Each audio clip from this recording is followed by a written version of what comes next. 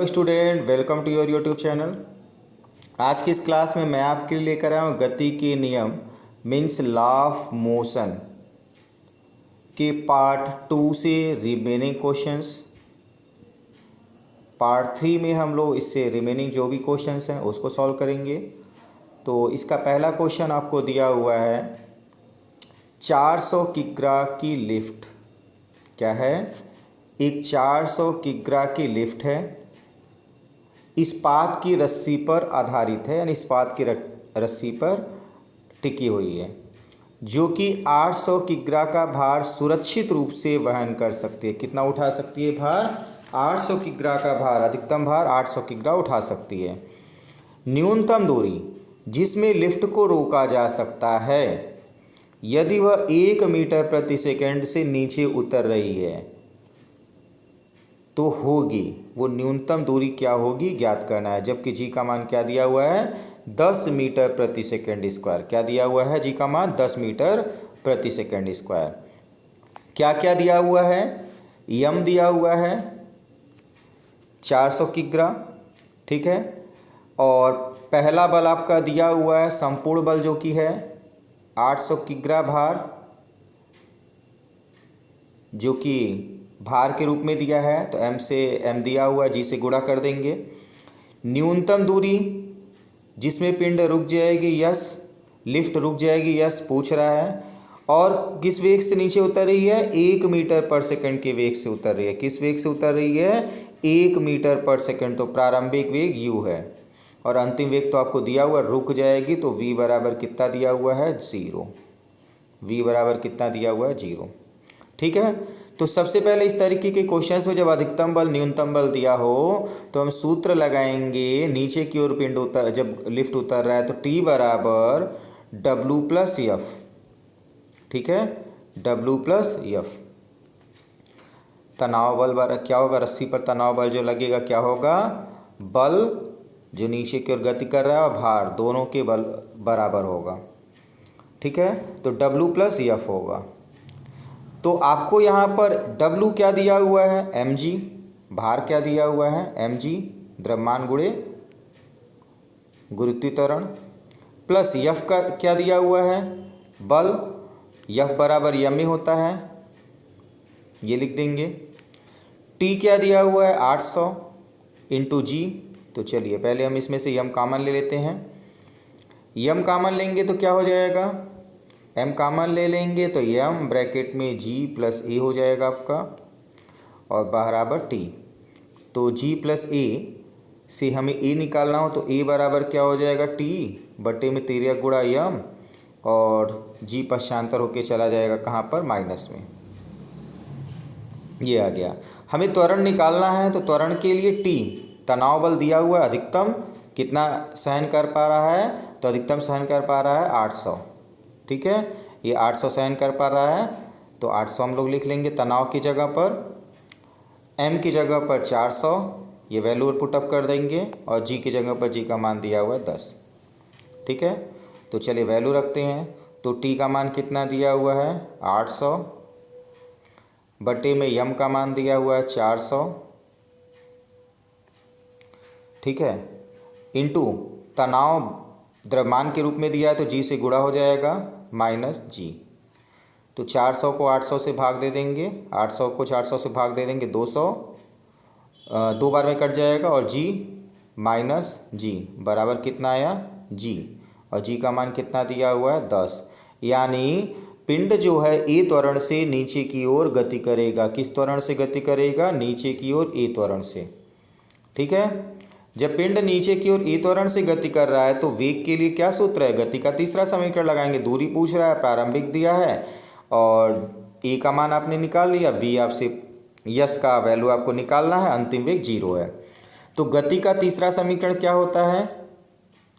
v square बराबर u square plus 2g yes या h। तो यहाँ पर हम यस लिखेंगे, दूरी पूछ रहा है, ठीक है। अंतिम वेग 0 दिया है।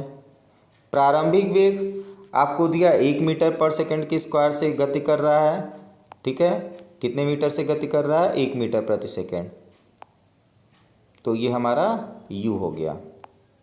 तो ये 1 मीटर पर सेकेंड, तो 1 का स्क्वायर 1 हो जाएगा, प्लस 2 के स्थान पर 2 और g का मान कितना दिया हुआ है 10। यस का मान निकालना है, चली गई दूरी निकालना है, तो चली गई दूरी के स्थान पर हम लोग क्या लिख देंगे, यस लिख देंगे। ठीक है, और पिंड नीचे की ओर गति कर रहा है तो जी का मान क्या हो जाएगा, माइनस हो जाएगा, तो हम यहाँ पर माइनस लगा देंगे, क्या हो जाएगा माइनस। तो माइनस पश्चांतर हो गया, 2 दूना धा में 20, तो 20 यस आ जाएगा, 20 यस बराबर 1, तो यस बराबर क्या आ जाएगा, यस बराबर 1/20 मीटर, कितना हो जाएगा 1/20 मीटर। ये आपका आंसर हो गया। तो कौन सा ऑप्शन सही है, ऑप्शन बी, ऑप्शन सी इसका राइट आंसर है, ऑप्शन सी इसका राइट आंसर हो गया 1/20 मीटर। ठीक है, चलिए इसी तरीके से अगला प्रश्न हम लोग देखते हैं। अगला प्रश्न क्या दिया हुआ है, तो अगला प्रश्न आपको दिया हुआ है 5 ग्राम द्रव्यमान, क्या है 5 ग्राम द्रव्यमान की पिंड जो विरामावस्था में है पर एक बल 20 सेकंड के लिए लगाया जाता है। कितनी देर के लिए लगाया जा रहा है, 20 सेकंड के लिए, जिसके बाद उस पर कोई बल नहीं लगता, उसके बाद उस पर क्या करते हैं, कोई बल नहीं लगता, तथा 5 सेकंड बाद 50 सेमी की दूरी चलकर क्या करता है, 5 सेकंड बाद 50 सेमी की दूरी चलकर रुक जाता है। बल का मान न्यूटन में होगा, यानी किस बल से वह पिंड गति कर रहा था 5 सेकंड के लिए, उसका मान ज्ञात करना है। ठीक है, तो इसमें सबसे पहले दिया क्या है आपको, यम दिया हुआ है। ठीक है, क्या दिया हुआ है, एम बराबर 5 ग्राम, एम बराबर 5 ग्राम दिया हुआ है। विरामावस्था से चलना प्रारंभ करता है तो यू दिया हुआ है। एक बल 20 सेकंड के लिए लगाया जाता है, तो 20 सेकंड के लिए बल लगाया जाएगा, तो इससे आप पहले यहाँ पर टी हो गया 20 T1, जिसके बाद उस पर कोई बल नहीं लगता, इसी बल के कारण पिंड जो गति करेगा त्वरण मिलेगा, तो यहाँ पर कौन सा बल लग रहा है ये हमें निकालना है, F, तथा 5 सेकंड पश्चात, तो T2 दिया हुआ है 5 सेकंड के पश्चात 50 सेमी दूरी चलकर रुक जाता है। बल का मान न्यूटन में क्या होगा बताना है। ठीक है, तो सबसे पहले हम लोग क्या करेंगे, गति के प्रथम समीकरण से, गति का प्रथम समीकरण से v बराबर u प्लस AT से हम ये निकाल लेंगे कि 20 सेकेंड में उसको कितना त्वरण मिल जाता है, 20 सेकेंड में कितना त्वरण मिलता है। तो क्या हो जाएगा, 5 ग्राम का द्रव्यमान है, पिंड विरामावस्था से प्रारंभ करता है, तो u बराबर 0, एक बल लगाया जाता है, ठीक है, 20 सेकेंड के लिए लगता है। ठीक है, तो क्या हो गया, प्लस के स्थान पर प्लस, e के स्थान पर निकालना है, इंटू टी बराबर 20 लगाया जाता है, और तो वेग क्या हो जाएगा, v हमको निकालना है, त्वरण नहीं मालूम है, तो त्वरण आ जाएगा, क्या आ गया, v बराबर 20a, क्या आ गया 20a। इस वेग के कारण क्या होगा, इस वेग के कारण पिंड अगले 5 सेकेंड तक गति करेगा, तो अगले 5 सेकेंड तक पिंड गति करेगा, तो हम लोग उसको निकाल लेते हैं, 5 सेकेंड में पिंड कितना गति करेगा, कितनी दूर तक जाएगा। ठीक है, तो दूरी दिया हुआ है 50, कितना दिया हुआ है दूरी, 50 सेंटीमीटर जाता है 5 सेकेंड में, वेग भी दिया हुआ है।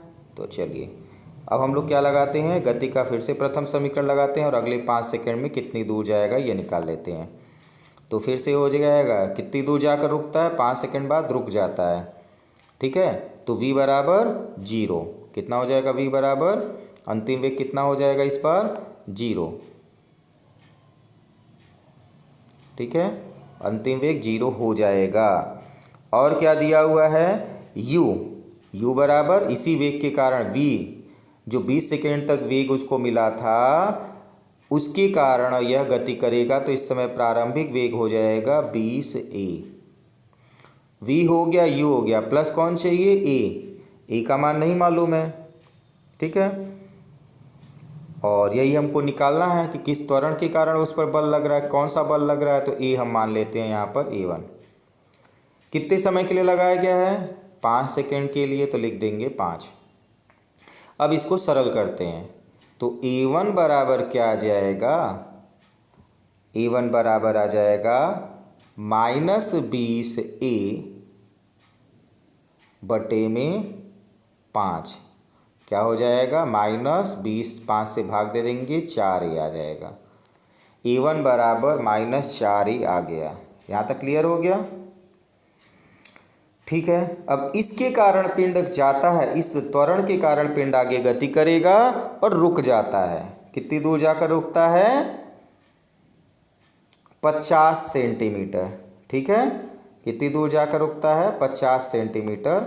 तो हम लोगों को क्या करना है, गति का तीसरा समीकरण लगाना है, और गति का तीसरा समीकरण यस बराबर होता है ut। तो यस का मान दिया है कितना, तृतीय स्थिति, यस बराबर कितना दिया है, 50 बराबर u का मान क्या दिया हुआ है, b से आपने निकाला। इसी वेग के कारण पिंड 5 मिनट तक गति करेगा, 5 सेकेंड तक गति करेगा। 20a कितनी देर के लिए, तो 5, फिर -1/2 a का मान आपने a1 निकाला, यहाँ पर किस त्वरण से गति कर रहा है, 4a से, तो 4a आपका हो गया यहाँ पर, और माइनस हमने पहले ही लगा दिया है, इंटू t स्क्वायर, तो t स्क्वायर यानी 5 का स्क्वायर 25। क्लियर है यहाँ तक। तो 2 से 4a कट जाएगा आपका, 2a बच गया, ठीक है। तो 25 दूना 50 हो जाएगा, 20 पंचे 100a यहाँ पर आ गया, और 100a माइनस 25 दूना 2 आया, 25 दूना 50a बराबर 50, 50a बराबर, ठीक है।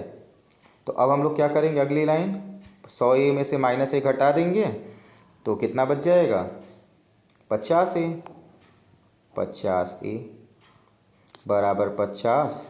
तो a बराबर कितना हो गया, 50 से 50 कट गया, 1 मीटर प्रति सेकेंड, ठीक है। इस 1 मीटर प्रति सेकेंड से पिंड क्या कर रहा था, गति कर रहा था, ठीक है। तो हमसे बल पूछा है, यह बराबर यह में सूत्र त्वरण का लगाएंगे, बल बराबर द्रव्यमान गुणे त्वरण, ठीक है। इसी के कारण पिंड गति कर रहा था, जो 20 सेकेंड तक लगाए थे। तो कितना बल लगाए थे ये पूछा था, जिसके कारण पिंड 20 सेकेंड त्वरण दिया गया था। तो त्वरण मेरा a बराबर आ गया 1 मीटर प्रति सेकेंड। यफ हमसे पूछ रहा है, तो यफ की जगह पर हम लोग यफ लिख लेंगे, बराबर यम बराबर इंटू a। यम कितना दिया हुआ है, यम दिया हुआ है 5 ग्राम। कितना दिया हुआ है आपका, यम दिया हुआ है 5 ग्राम, ठीक है।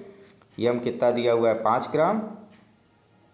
तो 5 ग्राम हम लोग लिख लेते हैं, तो कितना हो गया, यफ की जगह पर हम लोग लिखेंगे यफ की जगह यफ, यम की जगह पर 5, और ई की जगह भी हमने निकाला है 1।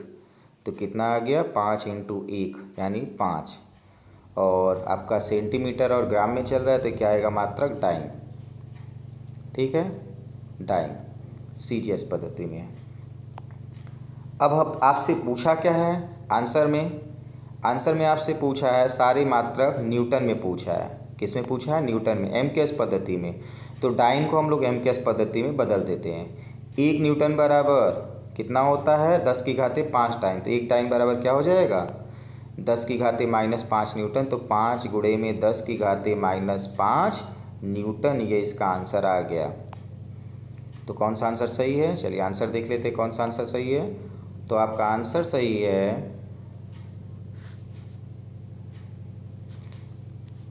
5 × 10 की घाते -5। ऑप्शन सी इसका राइट आंसर है, सॉरी ऑप्शन डी इसका राइट आंसर है, 5 × 10 की घाते -5।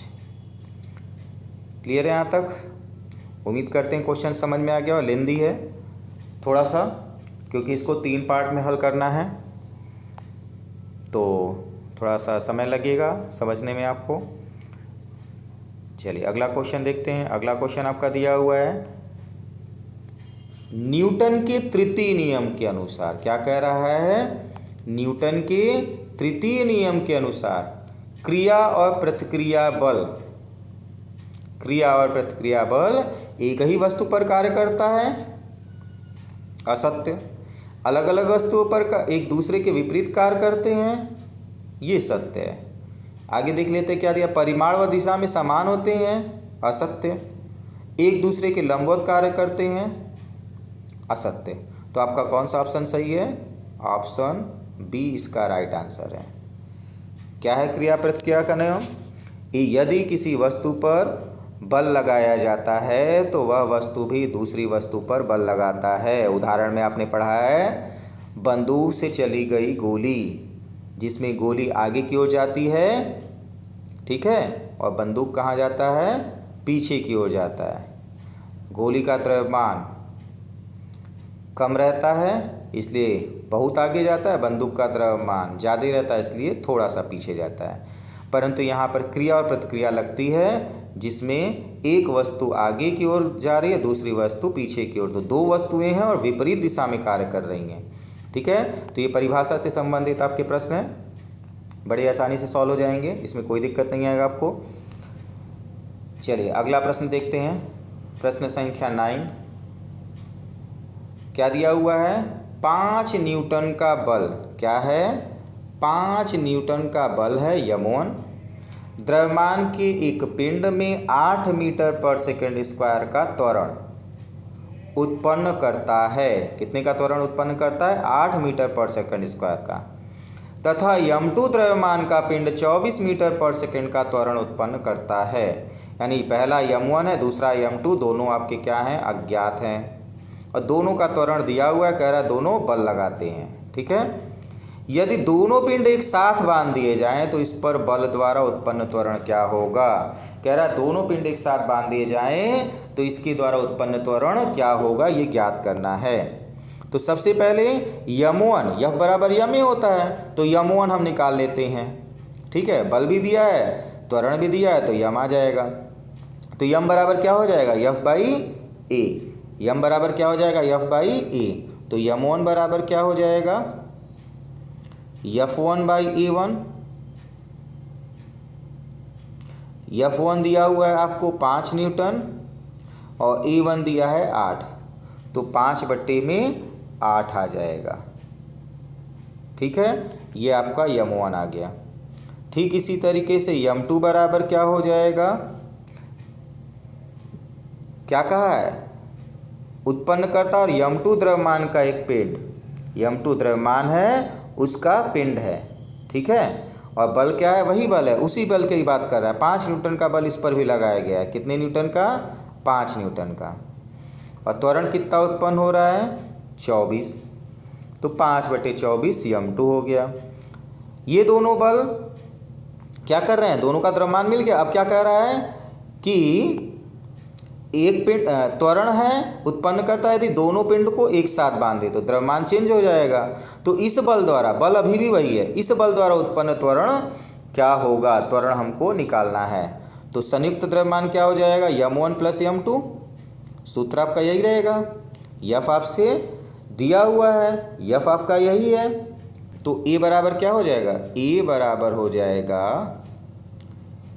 यफ बटे में यम1 प्लस यम2। क्यों? क्योंकि दोनों पिंड संयुक्त कर दिया गया है, बल वही है, तो बल का मान क्या है? 5 लिख देते हैं, 5, ठीक है। बटे में यम1 पर प्लस यम2, यम1 का मान 5/8 है, यम2 का मान 5/24, तो 5/8 प्लस 5/24। बस आप इसको सरल कर दीजिए, इसका आंसर मिल जाएगा। तो 5/8 और 5/24 को सबसे पहले हम लोग ऐड कर लेते हैं एलसीएम लेकर। तो अंश का आपका 5 इसी तरीके से रहेगा, और 5/8 और 5/24 का एलसीएम आपका हो गया 24। तो 8 त्रिक 24, 3 में 5 का गुणा 15, प्लस 24 इक्का 24 तो आ जाएगा 5। 15 5 20/24 हो गया। कितना हो गया? 20/24। तो अंश में आपका क्या है? 5, उसके बट्टे में नहीं है तो 5/1 लिखेंगे, और नीचे क्या लिखेंगे, ये उल्टा हो जाएगा तो 24/20। ठीक है, 24/20 हो गया। अब हम लोग क्या करें, 5 से 20 को भाग दे दें 4 बार में, 5 से 20 कट गया 4 बार में, और 4 से 24 कट गया 6 बार में। तो टोटल आंसर क्या आया, A बराबर 6। कितना आ गया, A बराबर 6 मीटर प्रति सेकेंड।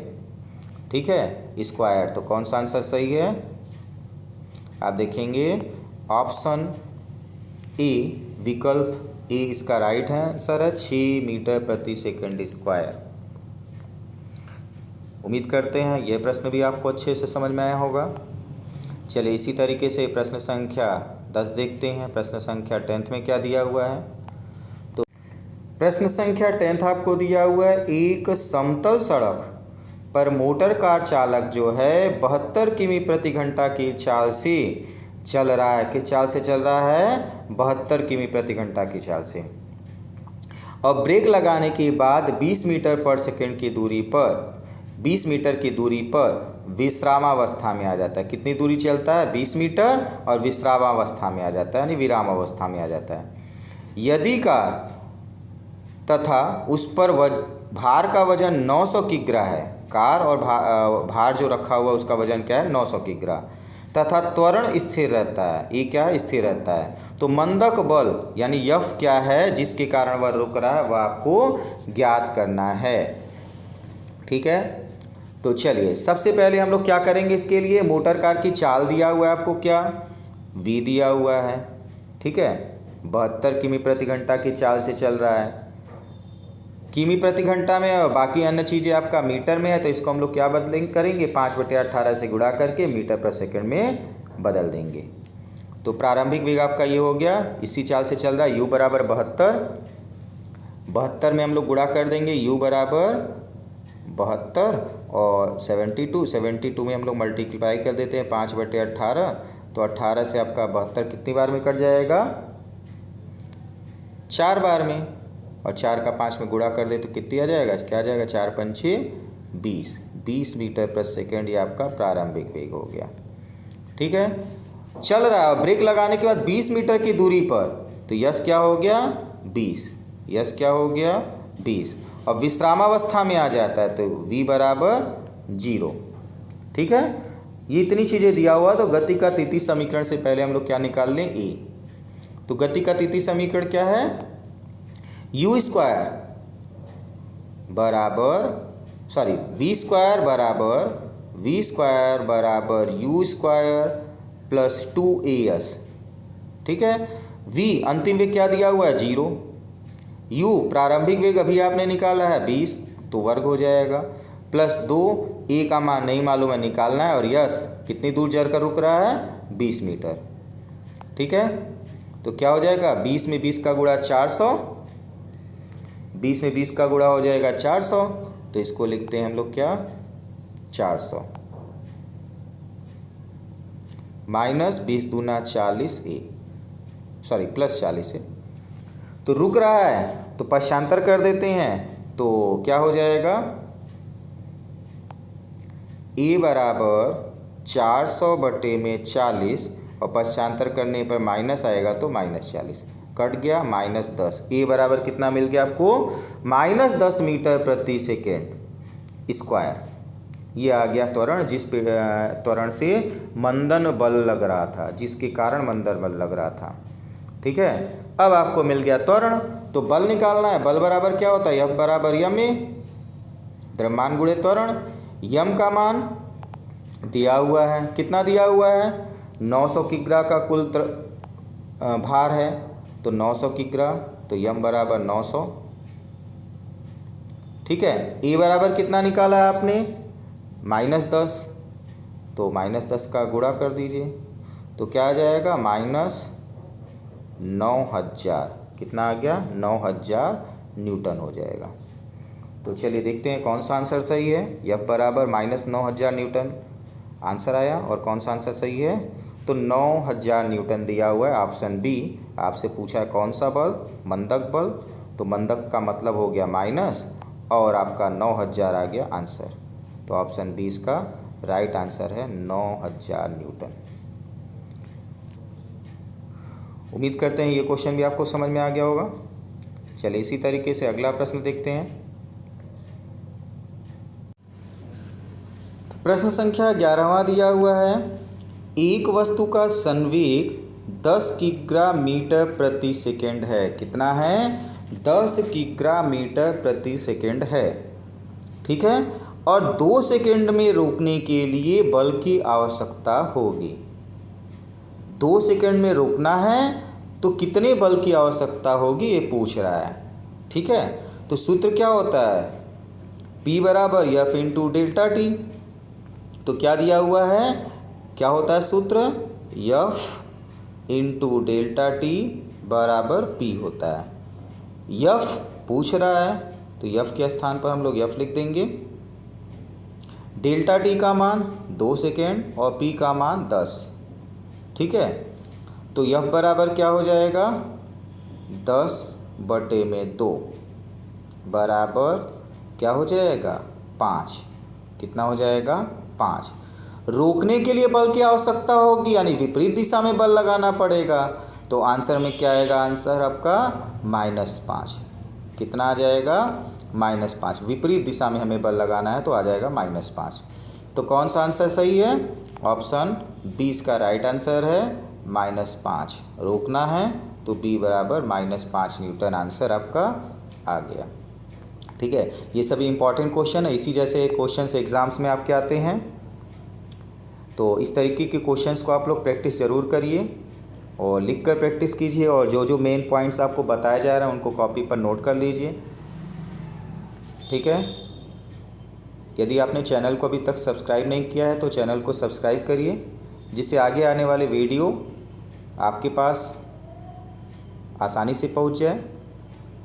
और यदि आपको वीडियो अच्छा लगा हो तो वीडियो को लाइक कीजिए और अपने मित्रों को भी शेयर कीजिए।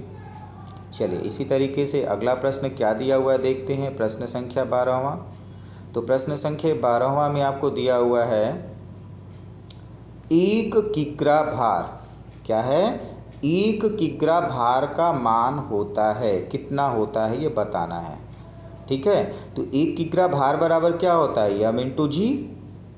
ठीक है, एफ आपसे पूछ रहा है, एफ आपसे पूछ रहा है, और एफ बराबर एम जी होता है। एम आपको दिया है 1 किग्रा, भार है तो जी का गुणा कर देंगे। जी का मान होता है 9.8।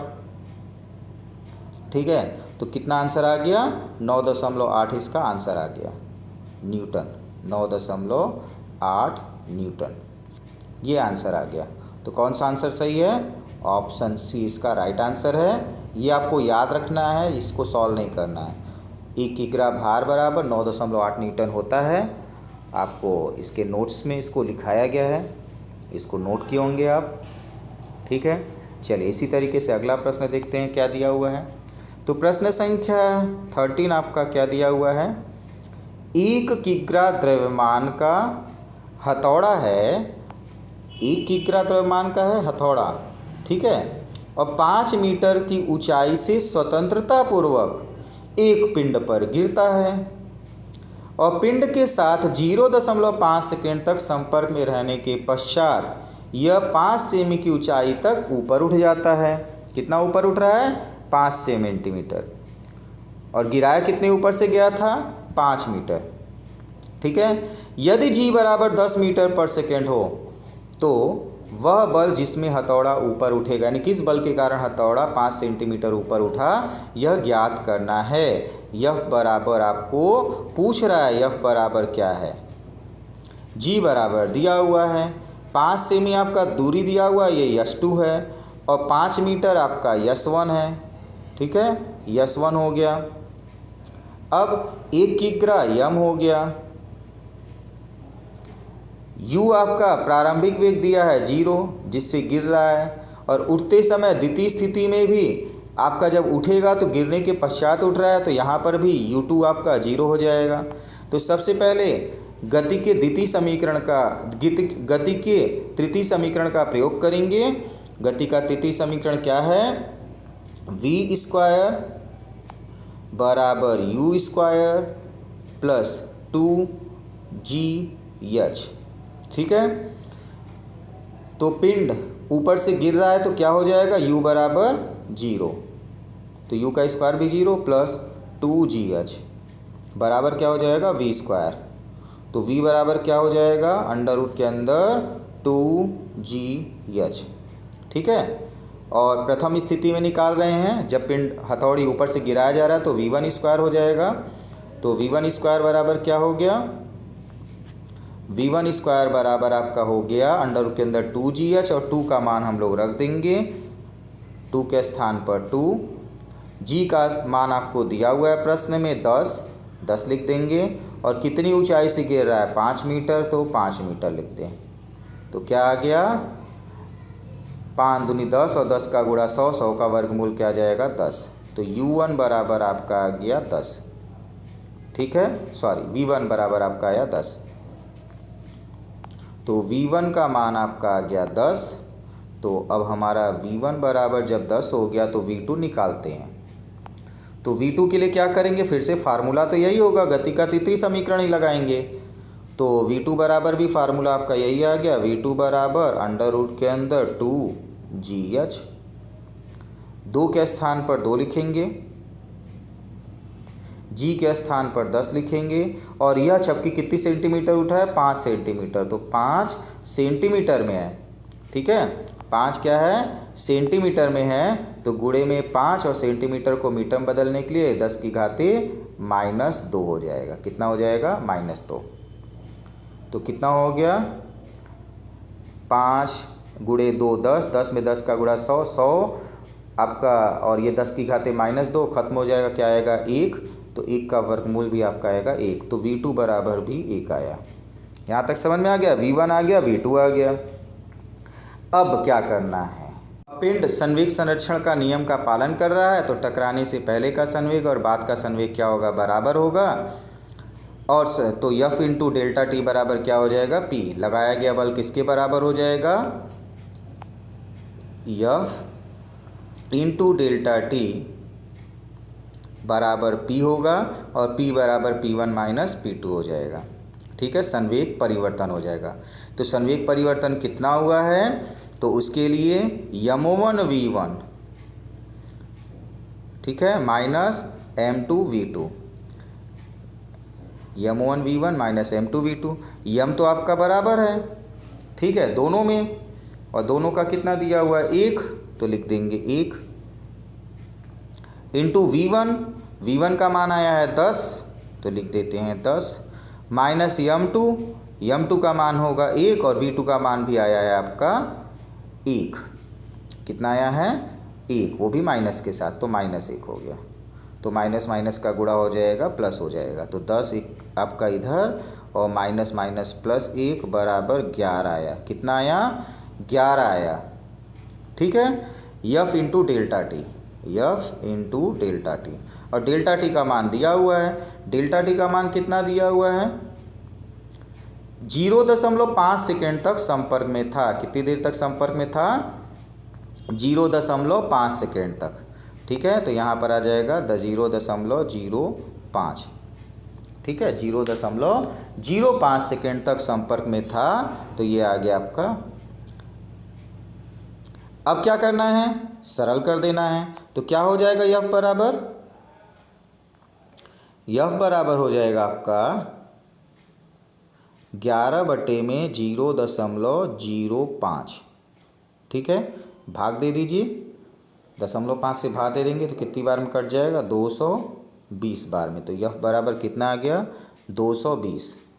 तो कौन सा आंसर सही है आपका, 220 न्यूटन। ऑप्शन ए इसका राइट आंसर है।